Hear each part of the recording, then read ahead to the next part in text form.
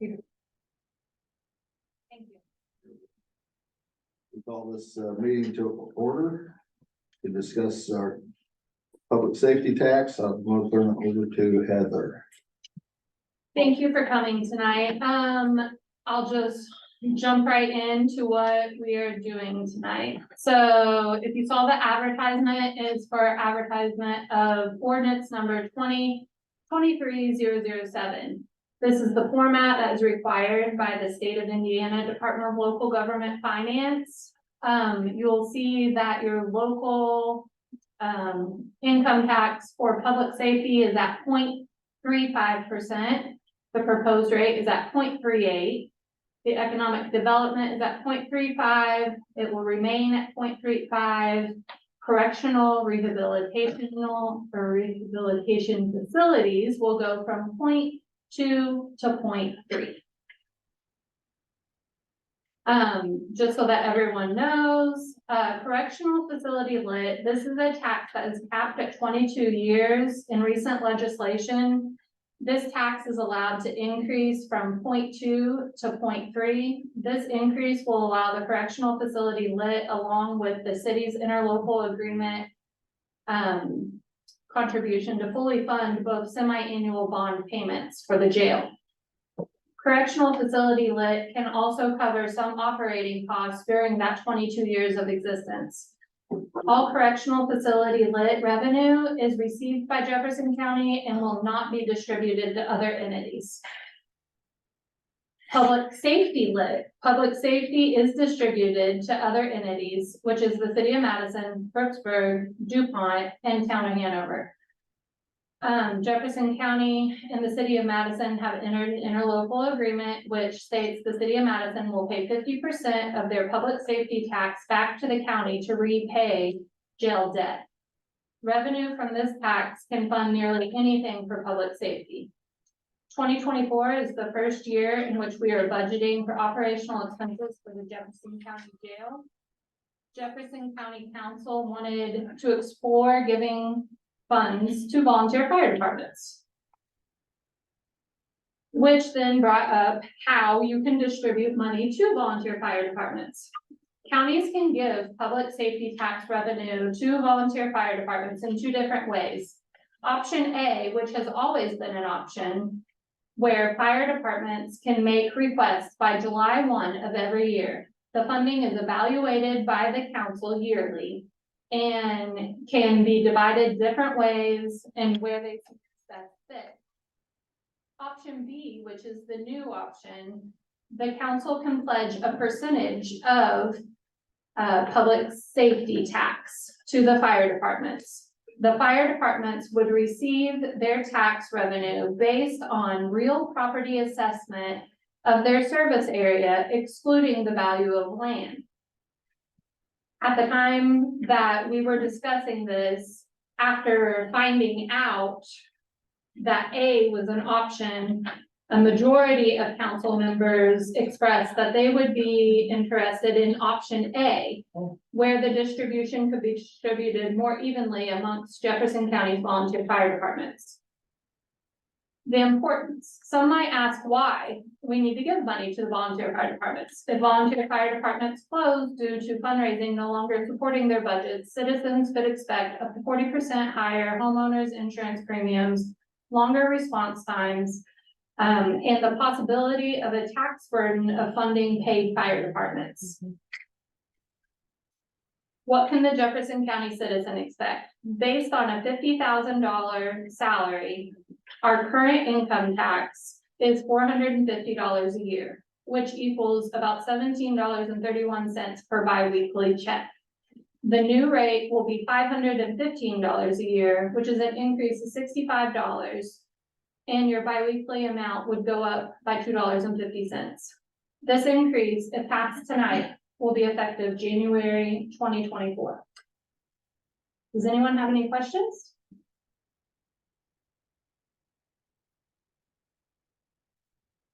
Are you expecting me to ask a question? I'm Robert Black. I'm the president of the County Fire Association. I'm local chief in Madison Township. This has actually been a long time because I just recently, I've always known it, but,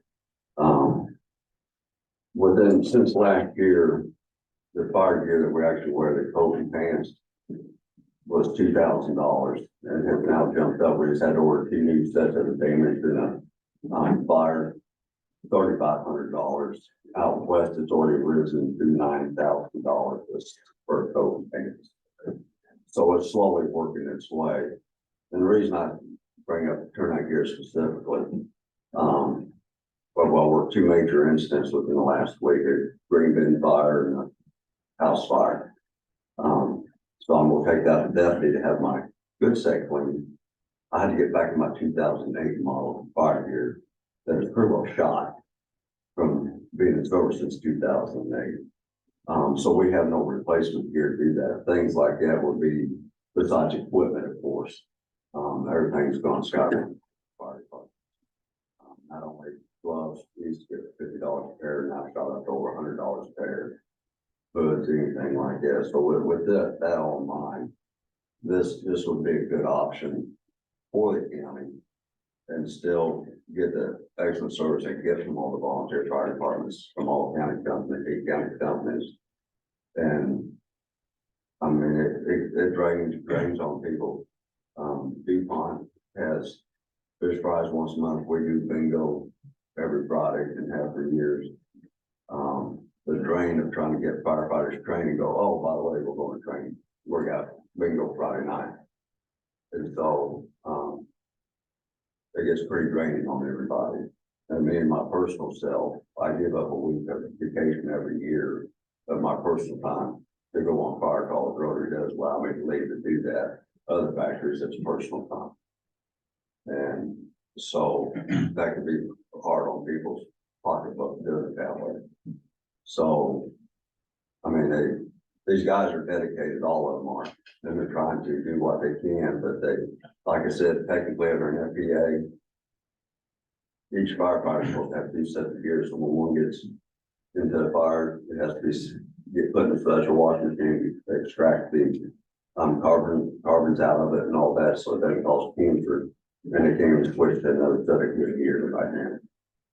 You know, air packs. What do you guys spend a piece, 8,500 piece on air packs and 6 of them in rip pack for air packs, 68,000 to $34,000 more for radios that go with it. So it's the days of fundraising is one of them when we need to be training these guys. To give an example, the house fire we had the recent fatality, with all the flat screen TVs that they had in there and the flat screen TV or computer models and all that. Our gear is rated at 1450. Our masks right now are rated at 1400 or 400 degrees. The new masks are rated at over 600 degrees. We shot up to 2,000 degrees in there. They disintegrated 2 of our guys' shoulders on their gear. So we got to replace that.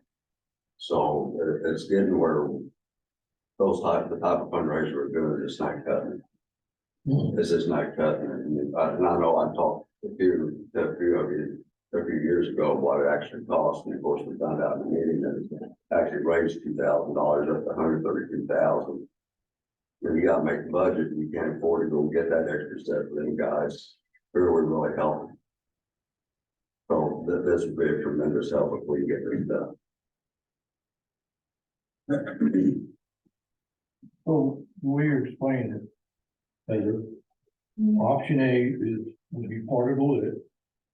You guys, we request the funding for what we want, and then the council determines. Council determines on an annual basis what they can support that year. So, this would be a good way to get started in funding. And, I'm not sure off the top of my head, we'll run it through the financial advisor and everything, what we could actually do the first year. And then move forward from there. And then possibly step up in the future to further this, if this program takes off. So is this the same, what we had the meeting on, this is the exact same things? But there, that was That was option B, that was option B. Mhm. And here's the thing about that. We've got one side of the coin that says, well, we're a smaller fire department. We don't make near as many runs, but we still have to have the same gear. Then you got the other side that says, well, okay, you do have to use the same gear, but you're not gonna get the same amount of wear because you don't make near as many fire calls. So we are gonna have to take that into consideration when we allot this money. Right, so when I spoke to the state, they were talking about, this is the very first time legislation has ever passed that income tax is distributed by a real property value in service area. He said, I don't really know how that's going to work. It has never happened before, so it is probably, I personally feel like it would be best to step back, do it the old way, see how that works out for others, see if that formula is effective, and maybe it is. But no one really knows right now if that formula works for people. And when you got a formula like that, then you got something that's data driven, then it takes us out of the picture and say, here's the formula, here's the allotment. Right, But I like the idea, since we are talking about, we are stewards of the taxpayer money, so I'd like to know, I think we should know where it's going. right. So, I mean, every other budget that we oversee, you know, they come to us with, this is how much money we need, this is what we need it for, and line by line. And the other side of that is, you know, Deputy Brooksburg, you know, they're gonna be very much handcuffed by the, you know, property values just aren't as big as, you know, your more metropolitan areas, you know, obviously Madison Township would benefit from that, so, you know, the option B pretty well, but the smaller ones wouldn't, and that's the problem, because the small ones, like our tractors, dated 2000. Birchburg's, I think, is older than ours. We're about the same time involved. I don't know about Canaan.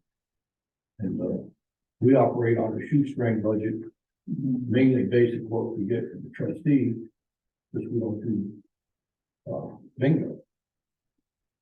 And Robert will tell you, we're not getting very much insurance money anymore either. No, that's one of the things. That's kind of dried up. Volunteer fire departments can, build an insurance company for a fire response. Where we really get at, besides that, is especially when we do rescues in Cliffy Falls State Park, we did 39 of them in 2021, 29 in 2022. This year, we've gone down to about 10. And so, which is good, I'm glad, but bill a homeowner or bill those people and see how fast you get the money back, because what the state of Indiana says a fire department can bill is $250 per apparatus that rolls out the door, then $150 an hour for it to be there. Most insurance company, when I bill them, whether it's a rescue or a fire call, it's hit and miss every time. We have good insurance companies, and I hate to say this publicly, Farm Bureau is the worst company to get money out of. These like security insurance, and usually they'll pay what, if I send a bill for $3,000, they'll pay it. They're whoever they sell insurance for. State Farm, it's hit and miss with them. And then you got Geico insurance is another challenge because nobody's hearing this down. So they're jumping around. Some years I've collected in $10,000 in fire run money. That's a good year. Most years it's anywhere from 2,000 to 3,000. That's it. And we're about 700 to 1,000 a year, and the other fire department's about 700. You know, so but You bill it, but you never hear it. You never hear I back. think it's a good point to mention too, piggybacking on what you just said. Obviously, I think surely anyone listening, watching, knows, value, that our volunteer fire departments bring to this community. And you don't do it for a pat on the back, you do it to serve. And I think of the example you just gave, not only you volunteering your time to raise dollars, and everybody in this room, even if it's just selling your kids popcorn at school, we know that fundraisers are, just are time consuming and a pain in the rump most days. And then take that in the next step, even the purchasing of gear, your time, researching, vendors, all the paperwork that you just mentioned to get insurance companies to hopefully pay back a little on some of these claims. Your staff obviously doesn't include full-time paid office managers, so I guess I want the citizens to know it goes obviously beyond the volunteer time, that you may get another, all four of your pagers, your beepers, your radios just went off at the same time right in the middle of this meeting. And that could happen again, at any moment or at 3 a.m. And I just think about sheer volunteer time that your crews are giving also just to clean, manage the equipment, but then particularly fundraising and even applying for grants, managing your budgets. And then, as you said, even dealing with paperwork for insurance reimbursement. That's more than what most people are willing to give. Well, we actually have to go through, we have to turn our paperwork in, not only to the trustee, but then each one of us has our own accountant that has to go over all our paperwork and make sure we're meeting everything that we're supposed to for being, tax exempt. So we're going through all this paperwork too on top of that. And then there's other fire chiefs that can attest, just me alone in the last month has put in over 40 hours in fire investigations just in one fatality fire, and we're still not done. And then you talk about the new jail, going inspecting it, inspections throughout each one of our districts. Madison Township has a bigger area that have to do inspections and taking away from time to work for the fire chiefs to do that or investigation or anything. So it's very, it's no different than law enforcement, except we don't get to carry guns. But there's just so many avenues that everybody has never, I had somebody, all you do is squirt hose. All you do is squirt a fire hose. I've had people tell me that. And the weird thing is that the paid guys, paid fire departments, we take the identical training that they're taking, all the hours, all the 800-page book from fire investigation inspections to all that. They have to do that. We actually in the county only have 2 instructor 2 3, which is the highest you can be right now. And the only 2 people there is myself and my brother. Everybody else is giving it up because all the hours you got to keep up with it. So I've been traveling to Jeffersonville to get hours, New Albany, wherever we gotta go, we host them here. Switzerland County, 13 region county that we go to different trainings for that once a month. So, I mean, it's got pretty labor intensive from when I started in 85. And on the money side, you guys just ordered a new pumper. Was it 700? 822,000, and that's with no hoses or nozzles on And that's replaced because was the ISO since 25 years? 25 years, And how much did it cost you when you bought the last one? 226,000 in 1997. We bought one in 89 with all new hose on it, it was 110,000. And if we go to order one now, that truck's 450,000 with no hose.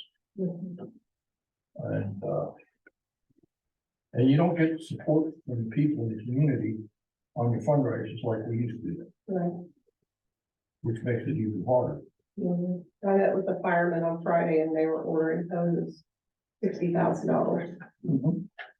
So So, that's to put new hoses and nozzles on the pumper, 75,000. right. Yeah. So just the hoses alone. I think, I'm hoping that, the community in Jefferson County will understand the importance of the tax. And I think just hearing you and the comments that Bob will write in the paper, they will understand.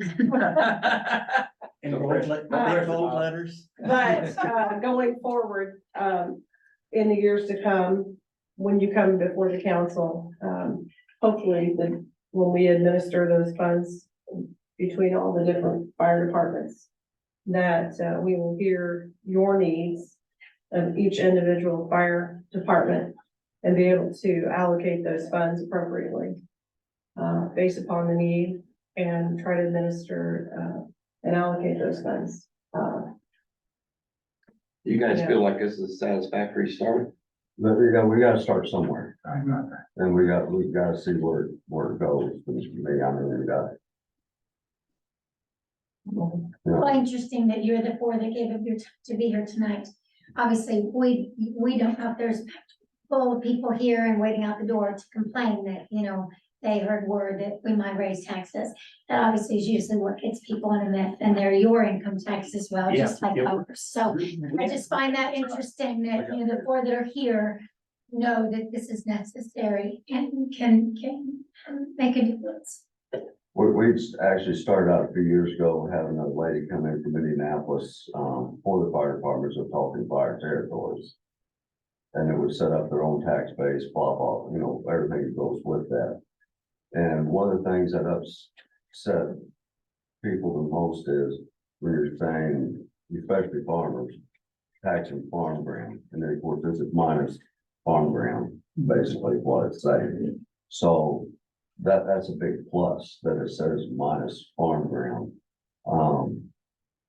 Because it used to be a large percentage of the farmers were volunteer fire. So the tax would still be assessed. If we went with option B, farmers would still pay that on their tax, but they would not receive it in the calculation as their service area would not receive it. So it's only that they would be paying their share, they just would not be reaping the benefit of it. So that's where the question comes usually.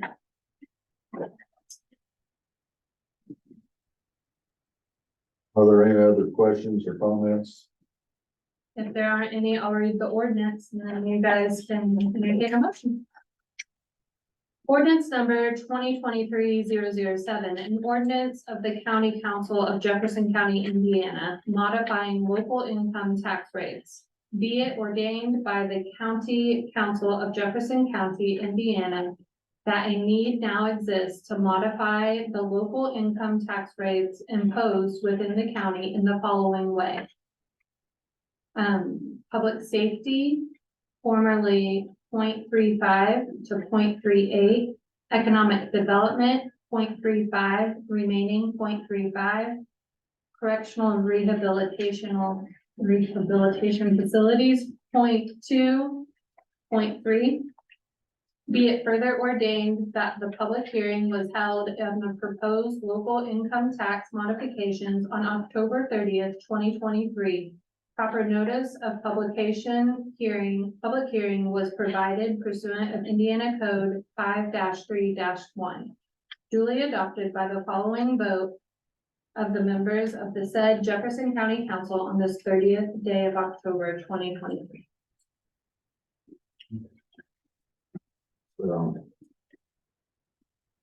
We're thinking, do we need a motion for that? I'll entertain a motion for that, Make a motion to approve. and I'll take a second. Second. And then all those in favor, signify by saying aye. Aye. Those opposed, like sign. The paper will be coming around for you to sign. Get it to you, Dan.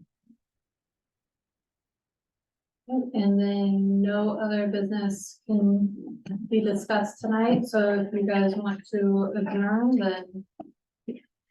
Very good. Motion to adjourn. Second. All those in favor, signify by saying aye. Aye. Go. Thank you.